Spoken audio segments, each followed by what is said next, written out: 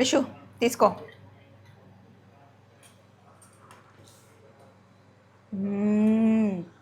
ఎంత కమ్మగా ఉంది తెలుసా, భలే ఉంది.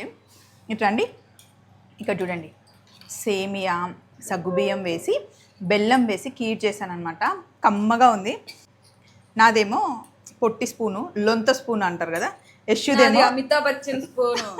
అమితాబ్ బచ్చన్ ఇదైతే లోపల వరకు పెట్టి మంచి కలపొచ్చు అనమాట. అమితాబ్ బచ్చన్ స్పూన్ అంటాం మేము చిన్నప్పటి నుండి. కీర్ అయితే భలే కమ్మగా ఉందండి. ఈరోజు ఈ కీర్కి సరిపడా ఎక్సర్సైజ్ అయితే చేసేసామండి. పొద్దున్న మంచిగా రన్ చేసాం కదా, బిహెచ్ఎల్ రోడ్ల మీద తెగ పరిగెత్తాము.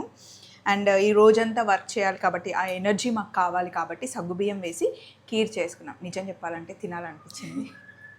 షూట్ కోసం చేసాం. అలాగే రంజాన్ మంత్ నడుస్తుంది కదా, చాలామంది స్వీట్ అడుగుతున్నారు. సో తొందరలోనే అప్లోడ్ చేస్తాం. పొద్దున్నే ఫోన్ చేసింది, పాప మనం ఈరోజు సగ్గుబియ్యం పాయసం తిందామా అని అడిగా. ఇదేమన్నా తక్కువ, తిందాం అనింది. చేసుకున్నాం, తింటున్నాం. రెసిపీ పెడతాం, మీరు కూడా చేసుకొని తినండి. బాగుంది. మేము ఏది ఎంజాయ్ చేసినా మీతో షేర్ చేసుకోవడం అలా అలవాటు అయిపోయింది. Have a nice day. Bye.